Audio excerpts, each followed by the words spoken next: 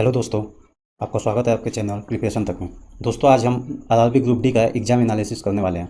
तो आइए देखते हैं कि हमारे प्रीवियस डेज में जो क्वेश्चन हुए, जो एग्ज़ाम हुए हैं आरआरबी ने जो लिए हैं, वो किस टाइप से पूछा जा रहा है। दोस्तों, आपसे आशा करता हूँ कि एक बार जिनका भी पेपर है वो एक बार इस सीरीज़ को देख के जरूर जाइएगा कि पीछे कैसा क्वेश्चन पूछे जा रहे हैं। तो आइए देखते हैं हम पहला क्वेश्चन क्या कह रहा है। दोस्तों, पहला क्वेश्चन कह रहा है कि ए किसी काम को 10 दिन में करता है। तो ए किसी काम को 10 दिन में करता है और ए और बी किसी उसी काम को मिलकर 6 दिन में करते हैं। तो दोस्तों, पूछा है कि बी अकेले उस काम को कितने दिन में करेगा। तो इसका हमारा एलसीएम कितना हो जाएगा, 30 हो जाएगा। तो ए अगर कार्य करने की ए की क्षमता 3 है तो और ए और बी की मिला के कार्य करने की क्षमता 5 हो जाएगी। तो ये सिर्फ बी का हम यहाँ से देखें तो कितना आ जाएगा, तो 5 - 3 कितना हो जाएगा, 2 हो जाएगा। तो अगर पूरा हमारा कार्य 30 है और बी एक दिन कार्य करने की क्षमता बी की 2 है, तो हमारा सिर्फ बी अगर अकेला काम करे तो कितने दिन में करेगा, तो 15 दिन में करेगा। यही हमारा आंसर हो जाएगा। आइए दोस्तों, अगला क्वेश्चन देख लेते हैं। एक घन का आयतन 512 है, तो घन का विकर्ण कितना होगा। दोस्तों, घन का आयतन हमको सबको पता है कि कितना होता है, तो ए क्यूब होता है। ए क्यूब दिया हुआ है 512 होता है, ए का मान कितना हो जाएगा, 8 हो जाएगा। और विकर्ण कितना होता है, तो विकर्ण होता है A√3 या √3a। तो ये कितना हो जाएगा, ये हो जाएगा ए का मान 8 और ये √3, तो 8√3 इसका आंसर हो जाएगा। आइए दोस्तों, अगला क्वेश्चन पे चलते हैं। दोस्तों, अगला क्वेश्चन बहुत ही अच्छा क्वेश्चन है। ये आयु का क्वेश्चन है। तो इसमें कह रहा है कि ए और बी की कुल आयु 80 वर्ष है। 8 साल बाद दोनों की आयु का अनुपात 15:17 हो जाता है। तो दोस्तों, 8 साल बाद दोनों की आयु का अनुपात 15:17 हो जाता है। तो मतलब ये कितना हो गया, टोटल इसका हो गया 7×5 = 12, ये 32 हो जाएगा। और 80 वर्ष तो दोनों की आयु थी, ए प्लस बी वर्तमान आयु। लेकिन 8 साल बाद दोनों में 8-8 साल जुड़े होंगे तो कितना हो जाएगा, ये 16 साल जुट गए होंगे। तो अब टोटल आयु हमारी कितनी हो जाएगी, टोटल आयु हमारी होगी 96 वर्ष।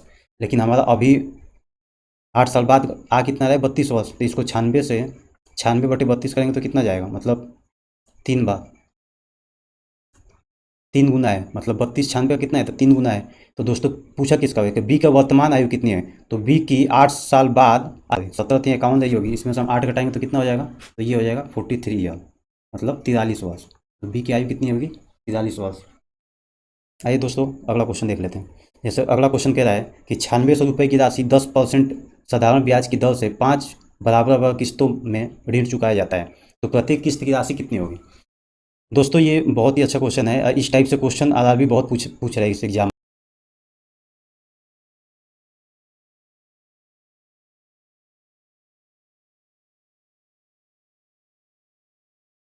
में। तो एक बार दोस्तों इसको समझ लेते हैं सही से कि ये क्वेश्चन क्या कह रहा है। तो दोस्तों, ये क्वेश्चन सिंपल से ये कह रहा है कि 9600 की जो राशि है हमारी, वो हमारा 5 बराबर किस्त में चुकाया जा रहा है और साधारण ब्याज सिंपल 10% का ब्याज लग रहा है उस पर। तो दोस्तों, अगर हम पहला साल हमारा अगर कोई राशि रही होगी एक, तो पहली साल हम कितनी एक राशि चुकाएंगे, तो x रुपये चुकाएंगे। और दूसरी साल कितनी चुकाएंगे, तो दूसरी साल हम चुकाएंगे x प्लस में इसका एस आई सिंपल इंटरेस्ट कितना हो जाएगा, तो x इंटू 10% इंटू में फर्स्ट एक। ऐसे ही दोस्तों, हम दूसरी साल कितना चुकाएंगे, तो x, सॉरी, दूसरी साल कितना चुकाएंगे, तो x, तीसरी साल x प्लस x इंटू में 10 गुणे 2/100। ऐसे ही चौथी साल, तो चौथी साल हम चुकाएंगे x प्लस x इंटू में 10 गुणे 3/100। और पाँचवीं बार हम कितना देंगे, पाँचवीं बार हमको देना होगा x प्लस 10 इंटू में 4/100। दोस्तों, इसको सॉल्व करने पर कितना आएगा, तो x ये अलग कितने हो जाएंगे, तो 5 बार x है, 5x प्लस में इन सब में से x कॉमन ले लेंगे, x इंटू में 10/100 कॉमन ले लेंगे। तो ये कितना आएगा, तो ये आएगा 1 2 3 और 4। दोस्तों, जिसको ये क्वेश्चन अगर ऐसे याद रखना है तो यहाँ से डायरेक्ट याद रख सकता है कि जब भी ऐसा पूछे कि अगर 5 बार पूछा है तो 5x और 1 2 3 4 चार चार 4 बार जोड़ लेंगे। अगर 6 बार पूछा तो यहाँ पर 5 बार, अगर 2 बार पूछा तो 1 और 2 सिर्फ 2 बार, ऐसे कर लेंगे। तो इसको सॉल्व करने पर कितना आएगा, अगर इसको हम सॉल्व करते हैं तो ये कितना आ जाएगा, 5x प्लस x/10, ये 0 से 0 कैंसिल हो जाएगा, इंटू में 3 3 6 4 10, ये 10 से 10 कैंसिल, तो कितना 6x हो जाएगा। ये 9600 के बराबर है। तो दोस्तों, यहाँ से हमारा x कितना आ जाएगा, x आ जाएगा x कितना आ जाएगा, x आएगा 1 और 5, 36 16, x हमारा कितना आ जाएगा, 16 आ जाएगा, 1600 आ जाएगा। ठीक है, x हमारा कितना आ जाएगा, तो x हमारा 1600 आ जाएगा। तो हमारी राशि कितनी चुकानी पड़ेगी, तो हर बार 1600 रुपये चुकानी पड़ेगी। तो ये हमारा आंसर हो जाएगा। दोस्तों अगर जिसको ऐसे समझ में आता है, ये तो समझाने के लिए था, लेकिन आप पेपर में अगर आ गया क्वेश्चन तो इसको हल करने का एक और तरीका है, बहुत आसान तरीके से आप कर सकते हैं। जैसा कि हम मान लेते हैं कि 100 रुपये हमारा रहा होगा और पहले साल हमको 100 रुपये की राशि चुकानी होगी, और दूसरी बार हम कितना देंगे, 10% ब्याज अगर देंगे तो 110% हो जाएगा, क्योंकि साधारण ब्याज है। तीसरी साल 120 हो जाएगा, चौथी साल 130 हो जाएगा, और पाँचवीं साल 140 हो जाएगा। 10% ये बढ़ रहा है मूलधन पे, 100 पे। तो ये टोटल करने पे कितना आएगा, 0 0 और ये 6, टोटल करने पर 600 आएगा। मतलब कि हमारे हिसाब से हम 600 चुका रहे हैं, लेकिन क्वेश्चन में कह रहा है कि ये 9600 की राशि चुकाई जा रही है टोटल। तो ये कितने गुना है, तो ये बटे में 600 कर लेंगे तो कितने गुना आएगा, ये तो 16 गुना हो जाएगा। तो अगर 16 गुना ये है तो हम 100 में 16 से मल्टीप्लाई कर लेंगे, 1600 आ जाएगा। मतलब कि हमको हर बार 1600 रुपये की किस्त चुकानी पड़ेगी। आइए दोस्तों अगला क्वेश्चन देख लेते हैं। अगला क्वेश्चन तो ये तो बहुत ही आसान है। ये तो कह रहा है कि 25 और 36 का मध्यानुपात कितना होगा। तो सबको पता है कि मध्यानुपात कितना होता है, x इंटू वाई होता है, या a इंटू बी कर लीजिए, जैसे भी समझ में आए। तो ये इसका क्या हो जाएगा, 25 गुणे 36। दोस्तों इसको अलग अलग भी हम कर सकते हैं, जैसे कि ऐसे 25 गुणे 36 ऐसे भी लिख सकते हैं। तो इसका कितना, 5, इसका 6, 5 6 30। इसका मध्यानुपात कितना हो जाएगा, 30 आ जाएगा। आइए दोस्तों अगला क्वेश्चन हम देखते हैं।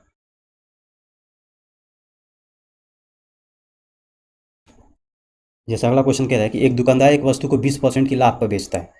तो अगर मान लेते हैं कि हमारा 100 रुपये क्रय मूल्य रहा होगा, तो कितने पे बेचेगा, 120 रुपये।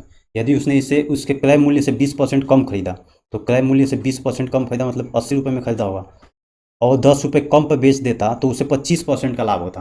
तो लाभ हमेशा किस पे होता है, क्रय मूल्य पे होता है। तो इस पर 25% का लाभ होता, 25% का 25% का लाभ। तो 80 का 25% कितना आ जाएगा, ये फिर से 100 आ जाएगा।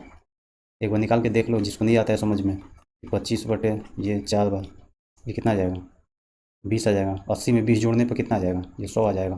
तो अब दोस्तों कह रहा है कि 100 रुपये और 120 रुपये, तो इसको कितने कितने कम पर बेच, तो 10 रुपये कम पर बेच देता। यदि वो 10 रुपये कम पर बेच देता तो ये कितने पर बेच रहा है, ये 20 रुपये कम पर बेच रहा है, लेकिन दिया कितना है, 10 रुपये। तो 10 बटे 20 कितना हो जाएगा, 1/2।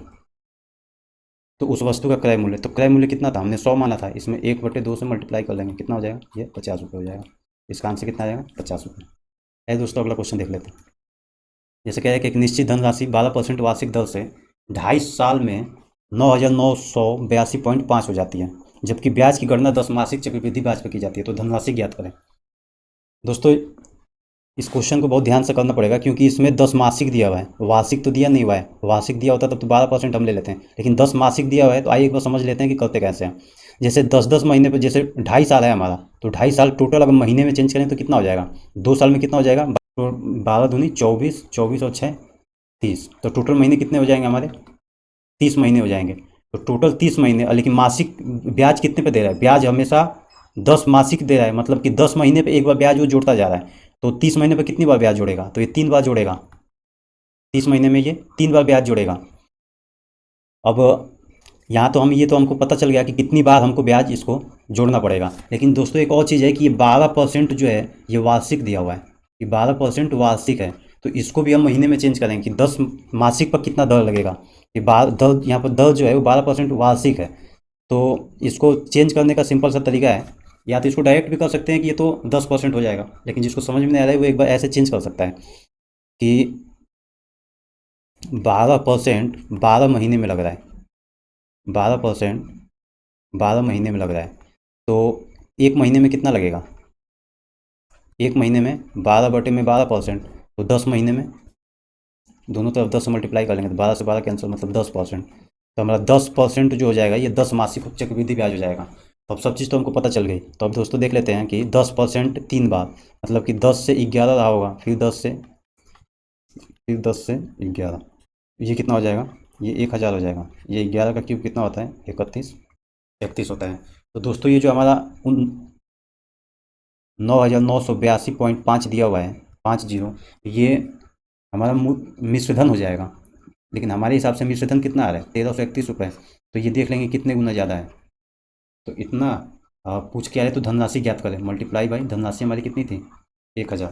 तो जब दोस्तों तो इसको जब हम कटाएंगे तो ये कितनी बार में कटेगा, तो ये लगभग 7.5, लगभग नहीं पूरे पूरे 7.5 में कट जाएगा। तो हमारी राशि कितनी हो जाएगी, 7.5 से मल्टीप्लाई कर लेंगे, 700। 7500 रुपये। हमें धनराशि कितनी हो जाएगी, ये 7500 रुपये हो जाएगी। आइए दोस्तों अगला क्वेश्चन देख लेते हैं। जैसे अगला क्वेश्चन भी मध्यानुपात का है कि 8 प्लस 4√2 इसका मल्टीप्लाई 6 माइनस 3√2 का मध्यानुपात क्या होगा। तो मध्यानुपात होता है कि √a इंटू में भी, इसको इससे गुणा करके एक बार देख लेते हैं। जैसे 8 छक 48, ये 8 तरीके 24√2, 4 छक्के 24√2 और 4 तियाँ 12 × 2, क्योंकि √2 तो 2 हो जाएगा, 12 दूनी 24। तो दोस्तों ये कितना हो जाएगा, ये तो ये कैंसिल हो जाएगा, 48 माइनस 24 कितना आ जाएगा, ये √24। √24 आ गया। इसको भी अगर चेंज करना है और तो ये कितना आ जाएगा, 2√6। ये हमारा आंसर होगा। नेक्स्ट क्वेश्चन देखते हैं दोस्तों। जैसे ये तो देखने में तो सिंपल लग रहा है कि इसको सिर्फ मल्टीप्लाई करना है, लेकिन ये दोस्तों ये 13 सितंबर को ग्रुप डी में पूछा गया है। और ग्रुप डी का एग्ज़ाम, इसमें बाकी बच्चे क्या करेंगे, जिनको नहीं पता वो सिंपल इसको मल्टीप्लाई करने लगेंगे। लेकिन अगर जिसको पता है एक चीज़, वो ये देखेगा कि ये 600 से कितना कम है, तो 600 से 3 कम है। ऐसे ही ये 600 में कितना ज़्यादा है, तो 3 ज़्यादा है। तो सिंपल हमारा एक फॉर्मूला वाला बन गया कि a माइनस बी इंटू में a प्लस बी कितना होता है, ये होता है a² माइनस b²। तो a² माइनस b², तो ये कितना हो जाएगा, 6×6 = 36 और 4 0 और -9। तो ये दोस्तों कितना आ जाएगा, 35 9 9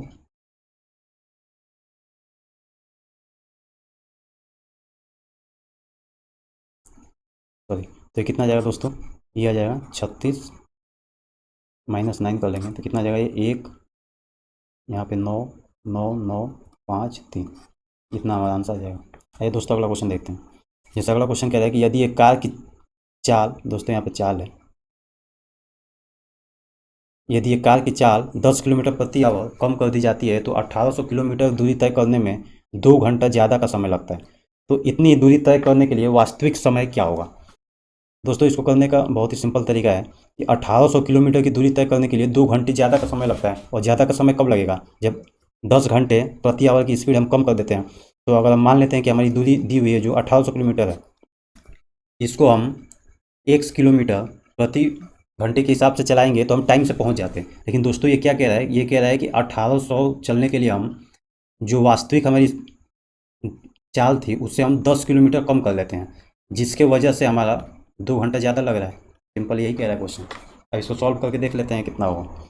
इसको सॉल्व करेंगे तो 1800 कॉमन लेके इसको इधर लेके चले जाते हैं, तो 2/1800, ये कितना हो जाएगा, ये x माइनस एक्स प्लस 10 आ जाएगा, बटे में x माइनस 10 और ये x कैंसिल हो जाएगा।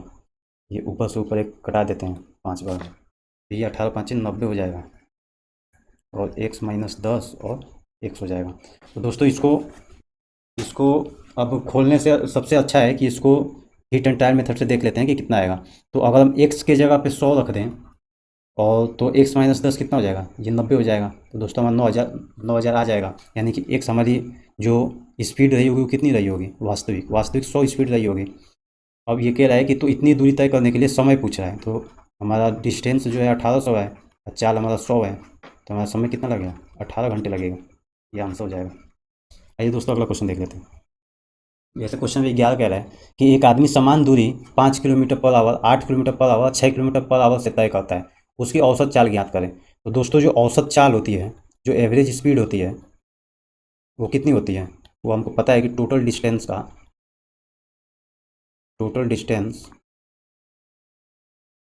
अपन में टोटल टाइम होता है। मतलब पूरी दूरी अपन में कुल समय कितना होता है, ये हमारा औसत चाल देता है। तो दोस्तों हमारा टोटल डिस्टेंस कितना हो जाएगा, एक आदमी समान दूरी तय कर रहा है, तो हम मान लेते हैं कि हमारा टोटल डिस्टेंस जो है वो एक डिस्टेंस जो डी है, तो टोटल डिस्टेंस हमारा 3D हो जाएगा। अब बटे में टोटल टाइम, दोस्तों टाइम तो दिया नहीं हुआ है, तो हमारा 5 किलोमीटर प्रति आवर की स्पीड से डी तय करता है, तो यहाँ से टाइम हम निकाल देंगे कितना निकलेगा। तो डी अपन में 5 हो जाएगा। ऐसे ही ये डी अपन में 8 हो जाएगा, दूरी अपन में चाल, ये हमारा टाइम देगा। ऐसे ही ये डी अपन में 6 हो जाएगा। इसको सॉल्व करेंगे तो एक तो ये डी से कॉमन ले लेंगे तो डी तो कट जाएगा ऊपर नीचे। ये कितना आएगा, 3/5 8 6, इसका एलसीएम लेंगे तो कितना होगा, 5 8 और 6, इसका एलसीएम होगा। तो सिंपल इसको ऐसे ब्रेक कर लेते हैं कि 4 2 में, और ये 2 3, मतलब 2 8 8 के 24 5 120। दोस्तों इसका एलसीएम कितना आएगा? 120 आएगा। ये कितना हो जाएगा? 24। ऐसे ये कितना हो जाएगा? 8 कम 8,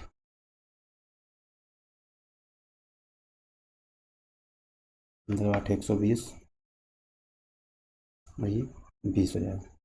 इसको ऐड करने पे कितना आएगा? तो ये तो 120 तो ऊपर चला जाएगा, तो 3 इंटू 120 बटे में 5 4 9, 2 1 3 2 5 59 हो जाएगा। तब 360 बटे में 59, ये आंसर आएगा इसका। दोस्तों ऑप्शन के हिसाब से देखना पड़ेगा कि पॉइंट में है कि ऐसे ही छोड़ दिया है। तो यहाँ पर अगर पॉइंट में दिया हुआ तो यहाँ से पॉइंट में कैलकुलेट कर लेंगे। आइए दोस्तों अगला क्वेश्चन देख लेते हैं। जैसे अगला क्वेश्चन कह रहा है कि दो संख्याओं का मध्यानुपात 14 है। तो मध्यानुपात कितना होता है? अंडर रूट ए बी, इसका कितना दिया हुआ है? 14 दिया हुआ है। और तृतीय समानुपात 4802 रुपये है, सॉरी 4802 है। तो तृतीय अनुपात कितना होता है? तृतीय अनुपात होता है कि b² a, ये कितना है? 4802। अब दोस्तों संख्या पूछी होगी, संख्या क्या होगी? तो ए और बी हमको निकालना है कि ए और बी क्या होगा, क्या आएगा। तो यहाँ से इसको सॉल्व कर लेते हैं। इसको स्क्वायर करने पे कितना आएगा? ए बी इक्वल टू 196 आ जाएगा। तो यहाँ से अगर हम बी निकालें तो कितना आ जाएगा? बी आ जाएगा 196 बाई ए। अब इस 196 बाई ए को हम बी की जगह पुट कर लेते हैं, तो ये कितना आ जाएगा? 196 गुणे 196 बटे में ए गुणे एक नीचे वाला ए बचा हुआ है ए इक्वल टू 4802। दोस्तों इसको कटाने पे कितना आएगा? ये 14 से कटा लेंगे एक बार, तो कितना हो जाएगा? 3 4 3 343 बजाएगा। दोस्तों अभी इसको हम 343 7 से कटा लेते हैं। 7 दूनी 14, 7 चौक 28, 7 9 300, ठीक है 49 बजाएगा। अब दोस्तों एक बार 7 से और कटा के देख लेते हैं, ये कटेगा। 7 एकम 7 7 दूनी 14, 7 8 56, ये 7 7 49, 7 चौक 28, 4 दूनी 8। दोस्तों हमारा ए क्यूब कितना हो जाएगा? ए क्यूब हमारा 8 आ रहा है, तो हमारा सिंपल ए कितना आ जाएगा? ये 2 आ जाएगा। तो इसका आंसर 2 होगा। ए हमारा आंसर आ गया 2, तो ए 2 आ गया, तो बी कितना निकल जाएगा यहाँ से? तो बी हो जाएगा 196 बटे 2, दोनों 18, 2 8 16, तो बी हमारा कितना आ जाएगा? 98। आइए दोस्तों अगला क्वेश्चन देखते हैं। तो जैसे अगला क्वेश्चन एक सिंप्लीफिकेशन का है, तो इसमें बॉडमास का नियम लगेगा। तो पहले हम कौन सा सॉल्व करेंगे? पहले 5 - 2 कितना हो जाएगा? 3 हो जाएगा। 3 के 9 हो जाएगा, ये पूरा 9 हो जाएगा। तो अब ये 3 - 9, तो ये कितना जाएगा? -6, और ये -1 पहले से है तो कितना जाएगा? +6, तो ये 42 और 6 48, का कितना आंसर आ जाएगा? 48। ये दोस्तों अगला क्वेश्चन देख लेते हैं। अगला है कि दो संख्याओं का अनुपात 5:7 है तथा HCF 8 है, तो एलसीएम कितना होगा? तो दोस्तों हमको पता है कि एलसीएम कितना होता है? एलसीएम होता है HCF इंटू में ए इंटू में बी। तो HCF कितना दिया? 8 दिया हुआ है। एक हमारी संख्या 5 है और एक 7 है, तो ये कितना हो जाएगा? 7 5 35 गुणे 8, 15 40, 8 3 24, 24 और 4, सॉरी 8 8 5 40, 4 8 3 24, 4 28, 280, हमें 280 आंसर आ जाएगा। दोस्तों अगला क्वेश्चन कह रहा है कि किसी बहुभुज का अंतःकोण 144 डिग्री है। तो दोस्तों बहुभुज का अंतःकोण 144 डिग्री है, तो इसका फॉर्मूला क्या होता है? इसका फॉर्मूला होता है n-2 इंटू 180 बटे n, यही कितना दिया हुआ है? 144 डिग्री दिया हुआ है। यहाँ से n निकाल लेंगे। दोस्तों ये जरा मेथड ये वाले फॉर्मूले पर जरा सा कैलकुलेशन बढ़ जाएगी। इससे सही है कि जब हम अंतःकोण 144 डिग्री दिया हुआ है तो हमें बाहरी कोण कितना हो जाएगा? तो बाहरी कोण होगा 180 माइनस 144। 180 में से 144 हटा देंगे तो कितना जाएगा? यह जाएगा 6 36 आ जाएगा। तो हम बाहरी कोण 36 डिग्री है, तो बाहरी कोण का हमको फॉर्मूला पता है कितना होता है? 360 बटे में n, यही किसके बराबर है? यही 36 डिग्री के बराबर है। तो ये कितना बराबर है? 10, मतलब n कितना हो जाएगा? 10। तो हमारा भुजा कितनी आ जाएगी? 10 आ जाएगी। आइए दोस्तों अगला क्वेश्चन देख लेते हैं। दो संख्याओं का HCF 17 है। अगर पहली संख्या 51 और एलसीएम 81 है तो दूसरी संख्या ज्ञात करें। तो दोस्तों हमको पता है कि दो संख्या का दिए हुए a into B equal to LCM into में HCF होता है। तो a इंटू में b, पहली संख्या हमारा 51 है, b निकालना है, एलसीएम 81 दिया हुआ है, HCF 17 दिया हुआ है। ये कितना हुआ? 17 तियाँ 51, 3 दूनी 6, 3 7 21, तो हमारा b कितना आ जाएगा? 27 आ जाएगा, आंसर हो जाएगा। दोस्तों अगला क्वेश्चन में कह रहा है कि शून्य की संख्या कितनी होगी? जैसे 10 गुणे 20 गुणे 30 गुणे 40 ऐसे करते जाएंगे तो शून्य की संख्या कितनी होगी? दोस्तों इसको करने के लिए फैक्टोरियल से सॉल्व करना पड़ता है। तो इसको अगर हम तोड़ेंगे तो कितना होगा? ये 10 गुणे 1 होगा, ये 10 × 2 होगा, ये 10 × 3 होगा, ऐसे ही आता जाएगा। मतलब यहाँ से हम ये दिख रहा है कि हम 10 को अगर एक अलग से लिखें तो 10 कितनी बार आएगा, तो 10 की पावर 10,000 बार आएगा, 10 की पावर 1,000 बार आएगा। और मल्टीप्लाई में 1 2 3 ऐसे चलता जाएगा, कितनी बार, 1,000 बार। यहाँ कितना आ जाएगा, यहाँ आ जाएगा 10 × 100, सॉरी 10 की पावर कितनी आएगा, 100 बार आएगा, ये 1,000 बन जाएगा, 100 बार आएगा, 10 की पावर 100 बार आएगा। और ये कितना आएगा, 1 × 2 × 3 ऐसा चलता जाएगा।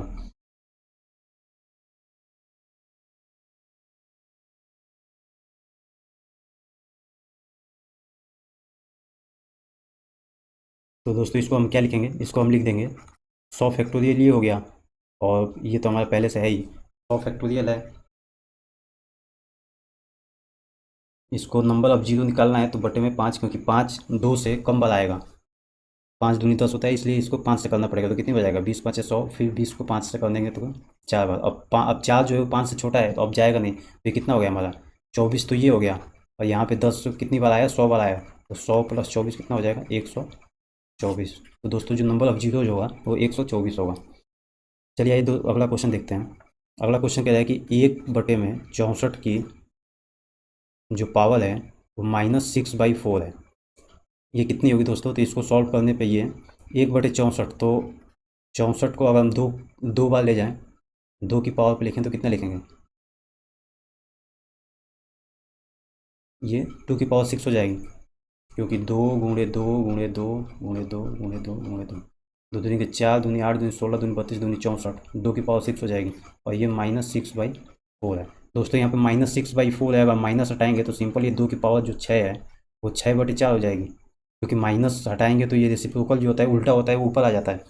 अब इसको हम सॉल्व करेंगे तो कितना हो जाएगा, 6 × 6/4, 3/2, ये 3, ये कितना हो जाएगा, 3 के 9, 2 की पावर 9 आ जाएगा। 2 की पावर 9 कितनी होती है, तो 2 की पावर 9 होता है 512। ये इसका दोस्तों आंसर हो जाएगा। अगला क्वेश्चन कह रहा है कि एक संख्या का दोगुना तथा 52 के 3 गुना का योग 342 है।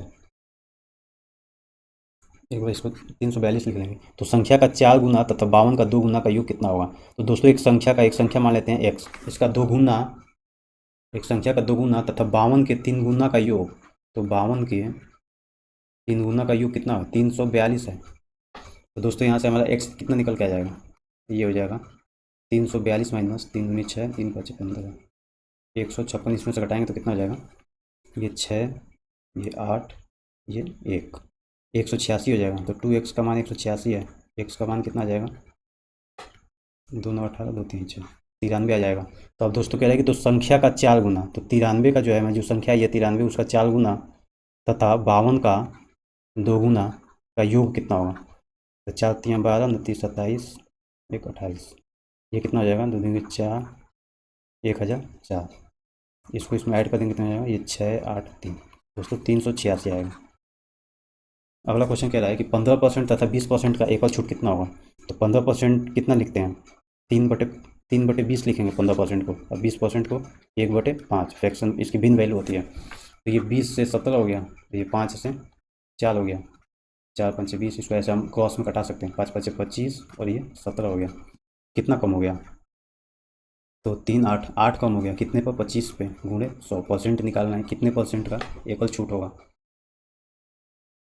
4 8 32, तो ये दोस्तों 32% का एकल छूट देगा। ऐसे दोस्तों अगला क्वेश्चन देखते हैं।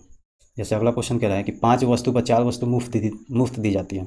तो दोस्तों 5 वस्तु पर 4 वस्तु मुफ्त दी जाती है, तो छूट प्रतिशत कितना होगा। तो छूट प्रतिशत निकालने के लिए सिंपल कितना हमको मुफ्त मिल रहा है, तो 4 और बटे में टोटल हमको कितनी वस्तु मिल रही है, तो 9 गुणे 100। सिंपल सही एक ट्रिक होता है, इस पर सॉल्व कर लेंगे तो ये कितना आ जाएगा, ये आ जाएगा हमारा 400/9%। ऐसे दोस्तों आइए अगला क्वेश्चन देखते हैं। जैसे अगला क्वेश्चन कह रहा है कि एक पिता की वर्तमान आयु उसके 2 बच्चों की आयु के योग के 3 गुने के बराबर है। तो उसके 2 बच्चे मान लेते हैं कि ए और बी रहे होंगे, तो दोनों बच्चे के योग के 3 गुना जो है उसकी फादर की आयु होगी। फादर मतलब पिता मतलब एफ मान लेते हैं। और दूसरी लाइन में कह रहा है कि 6 साल बाद, तो 6 साल बाद ए और प्लस बी की कितनी आयु बढ़ी होगी, तो 6 6 12 बढ़ी हुई होगी। तो 6 साल बाद इन दोनों की आयु कितनी हो गई होगी, तो ए प्लस बी प्लस 12 हो गई होगी। अब कह रहा है कि उसके दोनों बच्चों की आयु के 2 गुने के बराबर हो जाती है। तो इसके 2 गुने के बराबर फादर की आयु हो जाएगी, तो फादर की भी आयु 6 वर्ष बढ़ी होगी।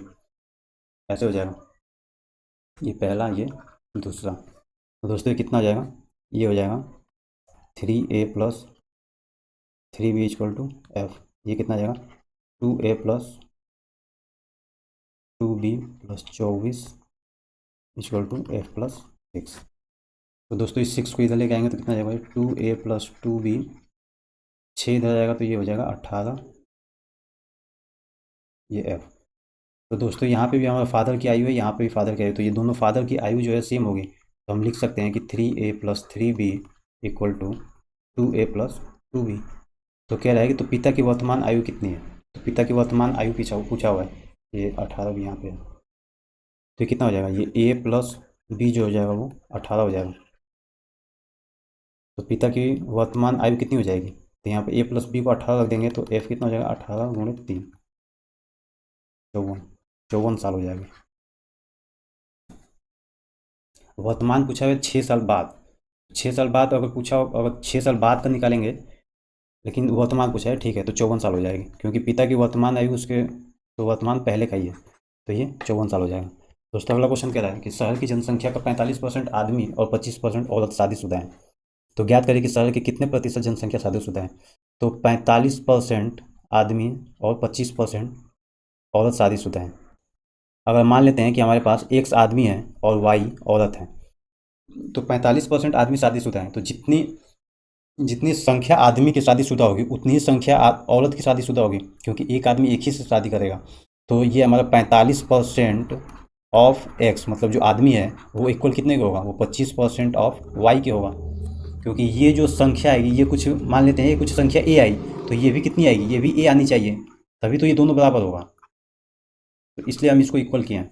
अब यहाँ से हमारा 100y कितना निकल के आ जाएगा, तो ये आ जाएगा हमारा 25/45, 5 5 25, 5 9 45। तो दोस्तों ये हमारी संख्या निकल के आ गई कि एक्स जो है, आदमी हमारे 5 हैं और औरत हमारे 9 हैं। तो उस गांव में जो आदमी है वो 5 हैं और औरत 9 है। तो अब कह रहा है कि ज्ञात करें कि शहर की कितने प्रतिशत जनसंख्या शादीशुदा है।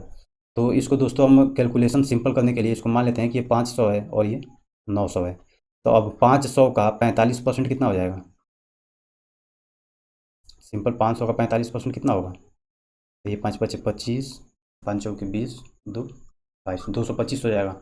और ये भी हमारा 225 आएगा, क्योंकि उतने ही होंगे। तो 225 कितना हो जाएगा, ये 450 हो जाएगा। 450 शादीशुदा हैं कितने से, 9 5 14 में, 1400 में से 450 शादीशुदा हैं। प्रतिशत निकालने के मल्टीप्लाई बाई 100 कर देंगे, तो ये कितना परसेंट आ जाएगा, 14 तियाँ 42, 14 दूनी 28, 32 पॉइंट समथिंग आएगा, 32.14 आएगा, 32.14%, ये इसका आंसर आएगा। दोस्तों अगला क्वेश्चन कह रहा है कि 0.2x = 1.5y है, तो y - x by y + x का मान बताना है। तो दोस्तों यहाँ से हम इसको सिंपल ऐसे लिख सकते हैं कि 1.5 बाई 0.2, पॉइंट कैंसिल कर देंगे तो कितना हो जाएगा, 15/2। तो x बाई वाई हमारा कितना जाएगा, 15/2, मतलब x 15 है, y कितना है, 2 है। तो ये 2 - 15 बटे में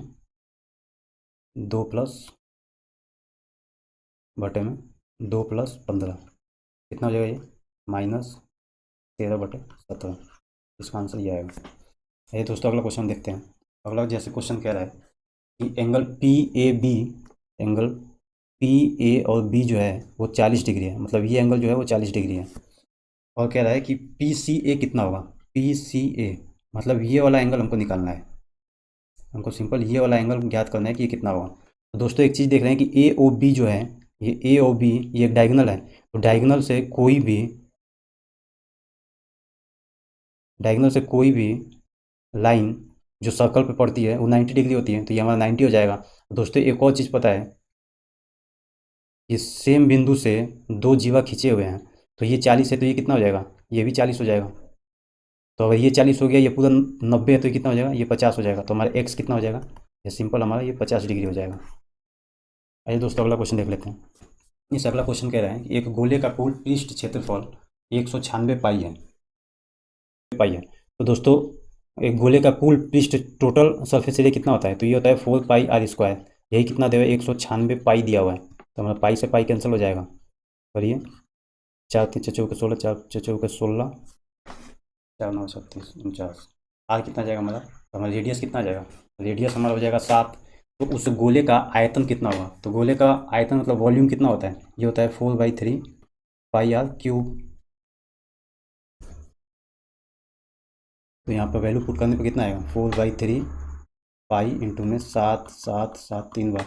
इस पाई को 22/7 लिख लेंगे। 22/7। अगर ऑप्शन में पाई दिया हुआ है तो पाई को छोड़ देंगे, लेकिन एक बार वैल्यू निकाल के देख लेते हैं कितने आएगी। ये 7 से 7 कैंसिल हो जाएगा।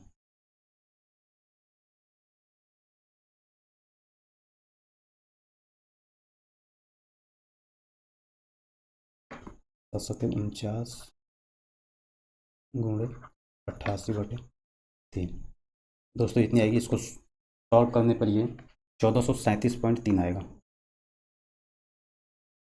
इतना आंसर आएगा। अगर पाई में नहीं दिया हुआ, अगर पॉइंट में दिया हुआ है तो इतना आंसर इसका आएगा। आइए दोस्तों अगला क्वेश्चन देखते हैं। जैसे अगला क्वेश्चन कह रहा है कि एक गाड़ी 20 किलोमीटर प्रति घंटे की चाल से किसी दूरी को 25 मिनट में तय करती है। यदि चाल को 5 किलोमीटर प्रति घंटा से बढ़ा दिया जाए तो उतनी ही दूरी तय करने के लिए कितना समय लगेगा? तो दोस्तों एक चीज़ देखेंगे कि यहाँ पे जो 25 मिनट है ये मिनट में दिया हुआ है, लेकिन किलोमीटर घंटा में हमारी चाल दी हुई है। तो हमारे पहले तो यहाँ से दूरी निकालनी पड़ेगी। तो दूरी कितनी होती है?